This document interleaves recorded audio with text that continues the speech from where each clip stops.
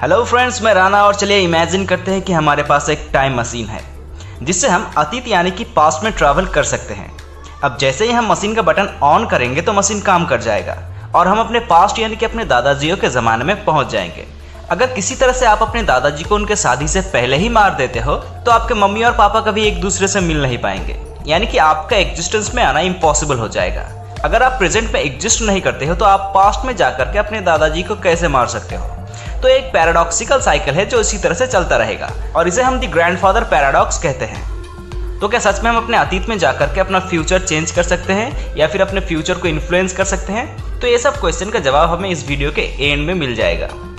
चलिए इस बार हम अतीत में नहीं बल्कि भविष्य में ट्रैवल करेंगे और हमारे पास एक बहुत ही तेज गति से चलने वाला स्पेस क्राफ्ट है जो कि 25,000 किलोमीटर प्रति घंटे की रफ्तार से ट्रैवल करता है अर्थ के स्पीड के कंपैरिजन में। अगर हम ये स्पेस क्राफ्ट को लेकर के पृथ्वी के कुछ चक्कर लगा के वापस उसी जगह पर आते हैं तो देखा जाएगा कि अर्थ के टाइम के कंपैरिजन में हमारा टाइम कुछ नैनो सेकंड्स कम बीते होंगे और इस इफेक्ट को टाइम डायलेशन कहते हैं। टाइम डायलेशन इफेक्ट बेसिकली हमें ये बताता है कि कोई भी मूविंग ऑब्जेक्ट का स्पीड अगर दूसरे किसी ऑब्जेक्ट से ज्यादा रहा तो फर्स्ट ऑब्जेक्ट के लिए टाइम धीमी गुजरेगी दूसरे ऑब्जेक्ट के कंपैरिजन में।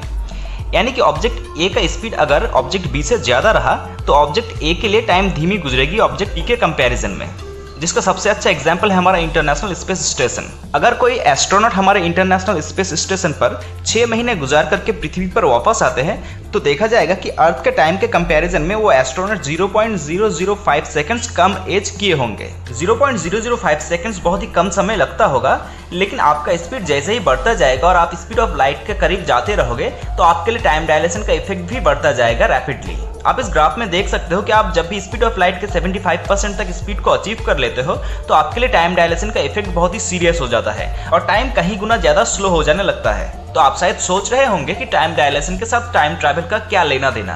तो चलिए इमेजिन करते हैं कि आपके पास एक स्पेस क्राफ्ट है जो कि स्पीड ऑफ लाइट की 90% तक स्पीड को अचीव कर सकते हैं और आप उस स्पेस क्राफ्ट पर 10 साल का सफर तय करके पृथ्वी पर वापस आए तो देखा जाएगा कि पृथ्वी पर 24 साल गुजर चुके हैं।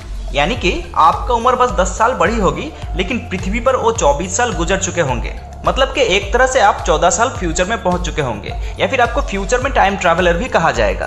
तो चलिए देखते हैं कि अगर आप स्पीड ऑफ लाइट के स्पीड के आसपास के स्पीड से चलते हो तो टाइम आपके लिए स्लो डाउन क्यों हो जाता है। पहले हम समझेंगे कि टाइम क्या है। टाइम एक मेजरमेंट है जो बेसिकली किसी भी चीज की मोशन यानी कि रफ्तार में बदलाव को मेजर करता है। चलिए इसको एक सिंपल डायग्राम के मदद से समझते हैं। मान लीजिए डायग्राम में दिखाया गया क्लॉक ट्यूब के अंदर फोटोन के मूवमेंट के साथ सिंक किया हुआ है और ये फोटोन जब भी पॉइंट बी को टच करके पॉइंट ए पर वापस आती है तो 1 सेकंड का टाइम काउंट किया जाएगा। तो जैसे कि आप देख सकते हो कि हमने यहाँ पर 2 फिगर कंसीडर किया है जिनमें से एक अर्थ पर और दूसरा स्पेस क्राफ्ट पर प्लेस किया हुआ है।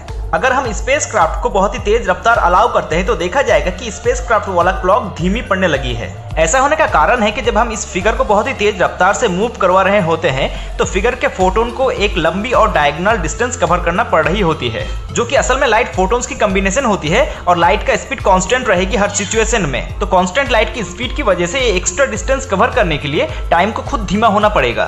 तो अब तक हमने सिर्फ फ्यूचर में ट्रैवल करने के बारे में ही डिस्कस किया, लेकिन क्या किसी तरह से पास्ट में भी ट्रैवल किया जा सकता है? जी हाँ, वर्म होल के द्वारा पास्ट में ट्रैवल किया जा सकता है, जो कि अभी तक बस थ्योरीज में ही एग्जिस्ट करती है।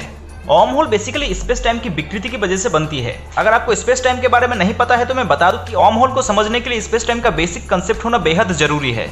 तो चलिए कुछ आसान शब्दों में पहले स्पेस टाइम को समझते हैं। स्पेस टाइम चादर की तरह स्पेस में हर जगह पर फैला हुआ है जो कि स्पेस और टाइम को एक साथ जोड़ती है। स्पेस टाइम स्ट्रेचेबल होते हैं जिनको आप स्ट्रेस, कंप्रेस या फिर कर्व भी कर सकते हो अगर आपके पास सफिशिएंट एनर्जी हो तो। अगर कोई भारी ऑब्जेक्ट स्पेस टाइम के ऊपर रहा तो स्पेस टाइम में एक विकृति या फिर कर्वेचर क्रिएट होती है और एक कर्वेचर उतनी ही गहरी होती है जितनी मैसिव ऑब्जेक्ट इनके ऊपर रहते हैं। सिर्फ यही नहीं, मैसिव ऑब्जेक्ट का स्पेस टाइम के ऊपर होने से ग्रेविटेशनल टाइम डायलेशन की वजह से वक्त भी धीमी गुजरती है। जैसा कि मैंने पहले ही बताया कि स्पेस टाइम चादर की तरह फ्लैट होती है और अगर कोई भारी ऑब्जेक्ट इसके ऊपर रहा तो स्पेस टाइम में एक कर्वेचर क्रिएट होती है। तो चलिए मान लेते हैं कि 2 ऑब्जेक्ट ए और बी अपने अपने मास या फिर ग्रेविटी की वजह से अपने अपने स्पेस टाइम को कर्व कर रहा है।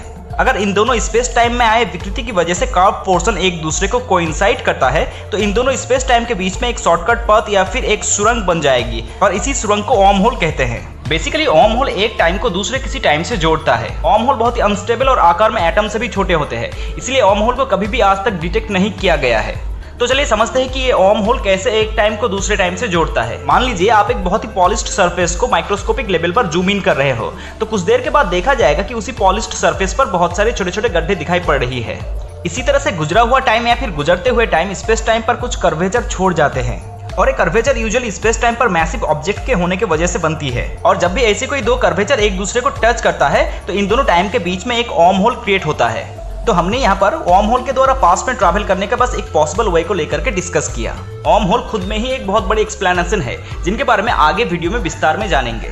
वर्म होल बहुत ही इंटरेस्टिंग है क्योंकि आइंस्टाइन की इक्वेशन ऑफ रिलेटिविटी भी वर्म होल को अलाउ करती है। फिर भी बहुत सारे साइंटिस्टों का यह मानना है कि पास्ट में ट्रैवल बिल्कुल भी मुमकिन नहीं है, क्योंकि द ग्रैंडफादर पैराडॉक्स जैसे बहुत सारी विरोधाभास सामने आती है पास्ट में टाइम ट्रैवल को लेकर के। लेकिन कुछ साइंटिस्ट द ग्रैंडफादर पैराडॉक्स जैसे विरोधाभास को भी पैरेलल यूनिवर्स थ्योरम की मदद से सॉल्व किया है। तो जैसे कि मैंने वीडियो में पहले ही बताया था कि अगर आप पास्ट में ट्रैवल करके अपने दादाजी को उनके शादी से पहले ही मार देते हो तो क्या सच में आपका एग्जिस्टेंस खत्म हो जाएगा? तो पैरेलल यूनिवर्स थ्योरम के अनुसार आपके एग्जिस्टेंस में कोई भी बदलाव नहीं आएगी, यानी कि आप पास्ट में जाकर कुछ भी कर लो तो उसका इफेक्ट प्रेजेंट पर नहीं आएगी। जैसे कि अगर आप पास्ट में जाकर के अपने दादाजी को मार देते हो तो उसी टाइम दूसरे किसी पैरेलल यूनिवर्स में एक नया टाइमलाइन स्टार्ट हो जाएगी। तो ये पैरेलल यूनिवर्स क्या है और ये कैसे काम करता है, या फिर हमारे द्वारा पास्ट में किया गया कोई भी एक्शन कैसे पैरेलल यूनिवर्स को इन्फ्लुएंस करता है, तो इन सब के बारे में जानेंगे हम नेक्स्ट वीडियो में। मेरा एक और रिक्वेस्ट है आप सबसे कि आप इस चैनल को जरूर सब्सक्राइब कीजिए और बेल आइकन को जरूर हिट कीजिए, ताकि जब भी हम कोई इन्फॉर्मेटिव वीडियो अपलोड करें तो उनका नोटिफिकेशन आप तक पहुंचता रहे। Thank you.